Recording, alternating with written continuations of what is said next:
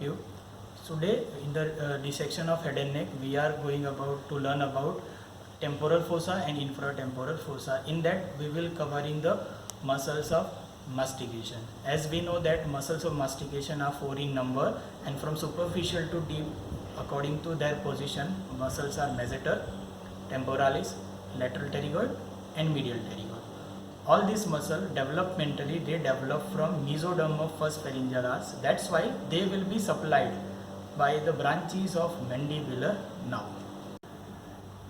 Okay, so this is the side of the face. As we can see over here, the skin and the superficial fascia has been removed, and few facial muscle also have been removed. As you can see over here, you can find this is a large pyramid shaped salivary gland, which is a parotid gland, which is with parotid duct and accessory parotid gland has been retracted to see the underlying muscle. So as you can see, this is a quadrilateral muscle which is known as masseter muscle. So masseter is a quadrilateral muscle present at the boundary line between face and parotid region. It is most superficial muscle of mastication. So let us talk about masseter origin, insertion, nerve supply, action. So it takes origin from the lower border of zygomatic arch and adjoining zygomatic process of body of maxilla. Here for the dissection convenience we have cut the origin of masseter muscle. So we have cut the origin along with zygomatic arch. Here the zygomatic arch has been cut. So this is the origin of masseter muscle. And the muscle arises generally from its two superficial and deep fibers. Superficial fibers arise from anterior 2/3 of zygomatic arch roughly, and the deeper fibers arise from a deeper surface of zygomatic arch, and all the fibers after its origin are inserted onto the outer surface of ramus of mandible.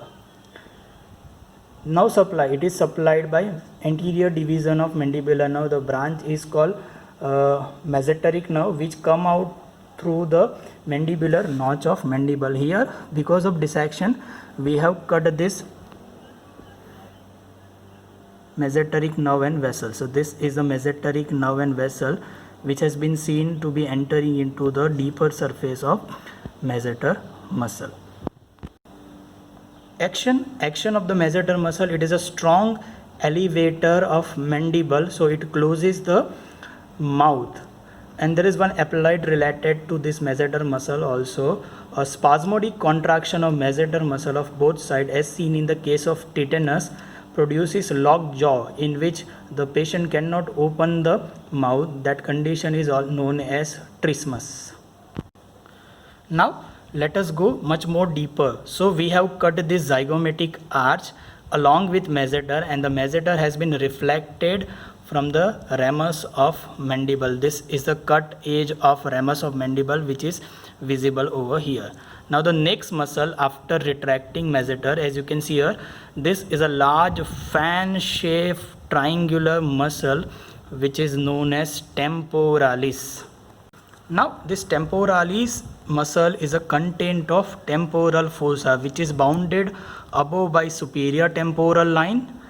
Below temporal fossa communicate with the infratemporal fossa through zygomatic arch. The main content of temporal fossa are the temporalis muscle with the temporal fascia. The part of temporal fascia has been removed. Most of you can see it's some parts attached to temporalis muscle. Another content is a superficial temporal vessel as is seen over here, and you can see the cut margin. Another content present in temporal fossa is this nerve that is known as auriculotemporal nerve. Now let us talk about temporalis muscle. So it is a broad fan shaped muscle which take origin from the floor of temporal fossa on the side of skull, and with its origin below the inferior temporal line. Also it also takes origin from the temporal fascia which cover this temporalis muscle. After its origin all the fibers converge below to form a rounded tendon and inserted into the tip medial surface and the anterior border of coronoid process of mandible. Let us talk about nerve supply. So it is supplied by deep temporal nerve which are usually 2 in number, and it is supplied from its deeper surface. So for your convenience, we have also retracted this temporalis muscle to show you the deep temporal nerve and vessel. As you can see over here, this is a nerve, deep temporal nerve, and this is a artery. Nerve is a branch of anterior division of mandibular nerve, and artery is a branch from second part of maxillary artery. So this is about tempora. Action. So action of temporalis, it is a strong elevator of mandible. It is rather more concerned with the speed than the power. Second is posterior fibers. These posterior fibers are concerned with the retraction of mandible. Now dissection wise, we have cut this insertion of temporalis muscle from its insertion by cutting its tip of coronoid process and retracted it. Now a part of ramus has been removed to expose the underlying contents of infratemporal fossa. So when you remove the ramus, you will find one triangular muscle which is visible over here, which is known as lateral pterygoid muscle. So lateral pterygoid muscle is also known as key muscle of this region because of its important relations. So this muscle is known as lateral pterygoid muscle. Let us talk about lateral pterygoid muscle. So it arises by its two head. Upper head, here it arises from infratemporal surface and infratemporal crest of greater wing of sphenoid. The lower head, which arises from lateral surface of lateral pterygoid plate. After origin, fibers passes backward and laterally and inserted into the depression in the neck of mandible, which is called as pterygoid fovea. This is a neck of mandible. This is the temporomandibular joint. So it is inserted into the pterygoid fovea of mandible, and from there few fibers also continue with the capsule of temporomandibular joint as well as articular disc of temporomandibular joint. It is supplied by anterior division of mandibular nerve. Action wise, so it is a depressure of the mandible which opens the mouth. Combined action of lateral and medial pterygoid of both sides do the protraction. Alternate action of lateral and medial pterygoid side of alternate action of lateral and medial pterygoid of opposite side produce side to side chewing movement. Relations of lateral pterygoid muscle are important to identify different structures. That's why we call this lateral pterygoid muscle is a key muscle of this region. So let us talk about relations. The superficial relations, what we have removed to see this muscle are the superficial relations, which include parotid gland, masseter muscle, temporalis muscle, ramus of the mandible, and sometimes maxillary artery if it is present superficial to the muscle. Deep to this muscle, you will find a medial pterygoid muscle and its part, mandibular nerve and its branches, otic ganglion, cauda tympani nerve, middle meningeal artery, and one ligament, sphenomandibular ligament. Now structures emerging its upper border is this two nerve. One nerve is this deep temporal nerve, and one more nerve which supply the masseter is a masseteric nerve which emerge along its upper border.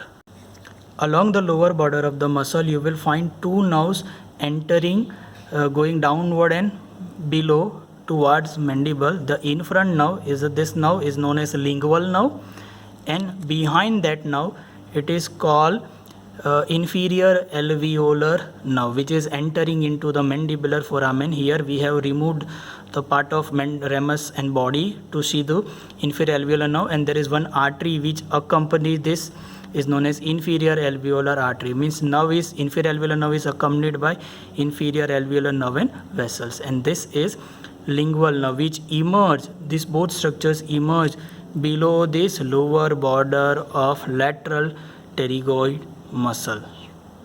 So this is a lingual nerve. This is a inferior alveolar nerve which is accompanied by inferior alveolar artery. Lingual nerve and inferior alveolar nerve is a branch of posterior division of mandibular nerve, but inferior alveolar artery is a branch from first part of maxillary artery. And just before entering into the mandibular foramen, inferior alveolar nerve gives one smaller branch which is known as nerve to mylohyoid. We supply the mylohyoid muscle and anterior belly of digastric muscle. Now, structures passing between two head of lateral pterygoid are the buccal branch of mandibular nerve and maxillary artery, that is third part, which is trying to enter into the pterygomaxillary fissure. Now let us talk about the deepest muscle, which a very small part of this muscle is visible over here. This is a medial pterygoid muscle. Now how to identify this muscle? It is very easy to identify. Lingual nerve and inferior alveolar nerve will rest on the medial pterygoid muscle, and this is a lateral pterygoid, so you cannot confuse with the lateral and medial. So basically you remember as inferior alveolar nerve vessels and lingual nerve rest on the muscle which is known as medial pterygoid muscle. So it is a quadrilateral muscle which take origin again by its two heads, superficial head and deep head. Deep head arises from medial surface of lateral pterygoid plate, and the superficial head arises from body of maxilla and pyramidal process of palatine bone. From there fibers passes downward, backward and laterally and inserted into the medial surface of ramus as well as angle of mandible below and behind mandibular foramen. Now supply. So medial pterygoid muscle is directly supplied by trunk of mandibular nerve, and branch to medial pterygoid passes through otic ganglion without relay. From there it also supplies two more muscle which develop from first arch, tensor tympani muscle and tensor veli palatini muscle.